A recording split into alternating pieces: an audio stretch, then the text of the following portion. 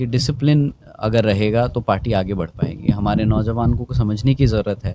हम हर बार यही बताते हैं कि देखिए हुल्लड़बाजी, जो लड़ाई झगड़ा और वो तोड़ फोड़ जो होती है ना, उससे हमारे ही बच्चों को तकलीफ होती है, हमारा ही समाज को।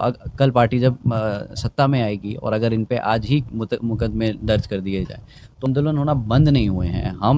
आप देख रहे हैं कि जब कांशीराम जी के समय में, मान्यवर साहब के समय में जब पॉलिटिक्स थी और जो एक एक राइवलरी थी बिटवीन पार्टीज़, उसमें और आज में बहुत फ़र्क हो गया है।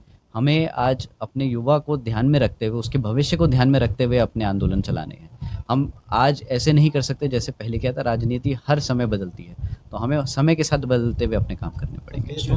हम तो सबसे पहले नौजवानों से कहेंगे कि जो लोकल स्तर पे मीटिंग हो रही है उसमें चढ़ बढ़ के एकदम हिस्सा लें, और जितने भी हमारे पार्टी के कार्यकर्ता हैं उनसे रिक्वेस्ट करेंगे कि आप तो आ ही रहे हैं, अपने परिवार में से अपने बच्चों को भी लेके आएँ, ताकि जो छोटे छोटे बच्चे, नौजवान बच्चे जुड़ेंगे, वो पार्टी की पॉलिसी और डिसीजन से स्ट्रैटेजी समझेंगे, तो वो बचपन से ही उस चीज़ को अपने अंदर लेके आगे बढ़ेंगे, तो आगे हमारे लिए आसान होगा युवा को तैयार करने में। सीटों पर चुनाव लड़ेंगे मध्य प्रदेश? हम सारी सीटों पे चुनाव लड़ेंगे। किससे गठबंधन होने की संभावना है? गठबंधन अभी किसी से बात नहीं हो रही। आप अकेले चुनाव लड़ेंगे? हम अभी बिल्कुल अकेले चुनाव लड़ेंगे। तो अभी आपके मुद्दे क्या क्या रहेंगे मध्य प्रदेश में? मुद्दे यहाँ पे जो किन मुद्दों पर अत्याचार चुनाव हो रहा है, लड़ेंगे? देखिए यहाँ बेरोजगारी है। बेरोजगारी का मुद्दा है, बेरोजगारी का मुद्दा है, पटवारी का जो अभी आपने खुद देखा पेपर लीक हुआ, वो मुद्दा बहुत बड़ा मुद्दा है। यहाँ बार बार पेपर लीक जाते हैं, बार बार परीक्षाओं पेपर लीक जाते हैं। पूरी तरह से जंगल राज कायम है, पूरी तरह से परीक्षाओं में पैसा भ्रष्टाचार मचा हुआ है। उस सब चीज़ों को लेकर के इवन आदिवासियों के ऊपर कंटिन्यूअस अत्याचार हो रहा है, उनके ऊपर एट्रोसिटी हो रही है, एससी के ऊपर हो रही है, ओबीसी का 27% रिजर्वेशन है।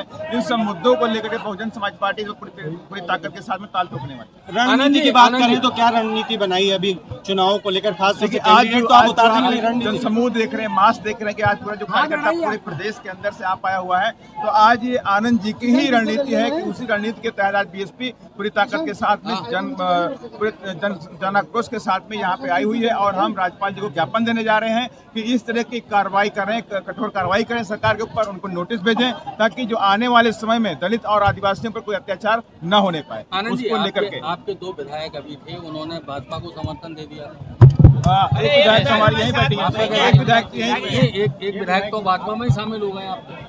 देखिए, हर विधायक का कोई हिसाब किताब नहीं रखता। हमारे जो मुख्य विधायक है, हमारे विधायक यहीं पे हैं जो हमारे हिसाब से हमारे साथ, हमारे समाज के लिए हमेशा हर वक्त लड़ते रहते हैं। और जो एक विधायक है आपके संजू, देखिए जो जाना है वो जा सकता है। देखिए बीएसपी है, किसी की रोकती नहीं है।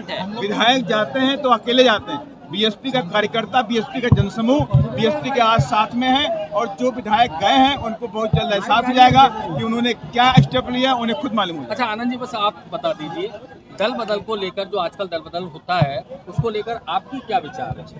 देखिए, जो भी विचार, अभी हमारा क्या विचार है, हम तो पार्टी के सिपाही हैं। हम बहुजन समाज पार्टी के कार्यकर्ता की तरह काम करते हैं, और हमारे हर विधायक जो आज भी हमारे साथ खड़े हैं, वो कार्यकर्ता पहले हैं, विधायक बाद में हैं।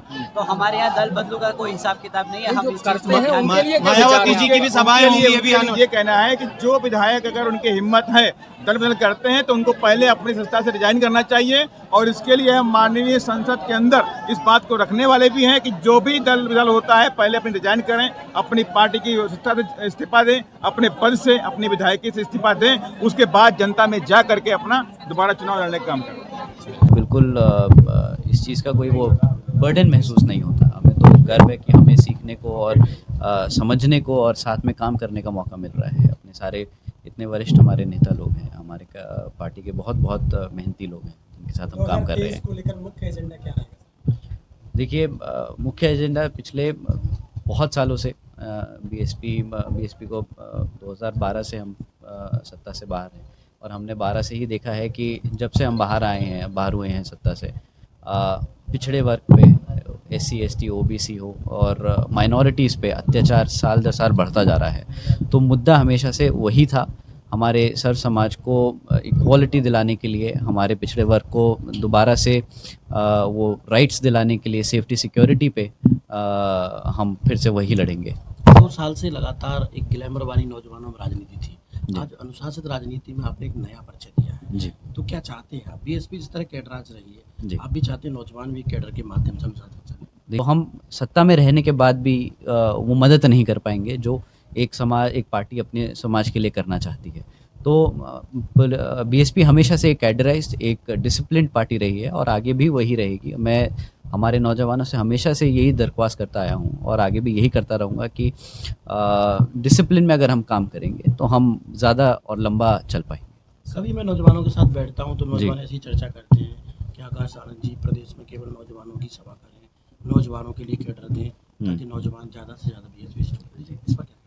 हम तो सबसे पहले नौजवानों से कहेंगे कि जो लोकल स्तर पे मीटिंग हो रही है उसमें चढ़ बढ़ के एकदम हिस्सा लें और जितने भी हमारे पार्टी के कार्यकर्ता हैं उनसे रिक्वेस्ट करेंगे कि आप तो आ ही रहे हैं, अपने परिवार में से अपने बच्चों को भी लेके आएँ ताकि जब छोटे छोटे बच्चे, नौजवान बच्चे जुड़ेंगे वो पार्टी की पॉलिसी और डिसीजन से स्ट्रैटेजी समझेंगे तो वो बचपन से ही उस चीज़ को अपने अंदर लेके आगे बढ़ेंगे तो आगे हमारे लिए आसान होगा युवा को तैयार करने में। बीएसपी हमेशा से अकेले लड़ती आई और आगे भी अकेले लड़ेगी। अभी इस बारी हम आगे से अभी अपने आप से लड़ेगी पार्टी। सर, मध्य प्रदेश में 1993-1998 बसपा एक नई ताकत उभर कर आई थी। जी। अब बसपा का सिर्फ मध्य प्रदेश में नाम रह गया सर, इसका क्या कहना है? देखिए, बहुत फैक्टर्स हैं, वो बहुत अब उस पर कितनी हम डिटेल में चर्चा करेंगे, बट जो आज आपने देखा है और आगे जो अब आप काम देख रहे हैं, हमारी जो प्रदेश की कमेटी है वो जी जान से लगी है और ऑन ग्राउंड आप देख रहे हैं कि किस लेवल पे कितनी स्ट्रेंथ से पार्टी आगे बढ़ रही है ऑन ग्राउंड। सर, कांशीराम साहब के ज़माने में काफ़ी हर प्रदेश में देखे तो हर 15 दिन में आंदोलन होता था। आज ये आंदोलन हुआ, ऐसे आंदोलन होना क्यों बंद हो गए सर? आंदोलन होना बंद नहीं हुए हैं। आप देख रहे हैं कि जब कांशीराम जी के समय में, मान्यवर साहब के समय में जब पॉलिटिक्स थी और जो एक राइवलरी थी बिटवीन पार्टीज़, उसमें और आज में बहुत फ़र्क हो गया है।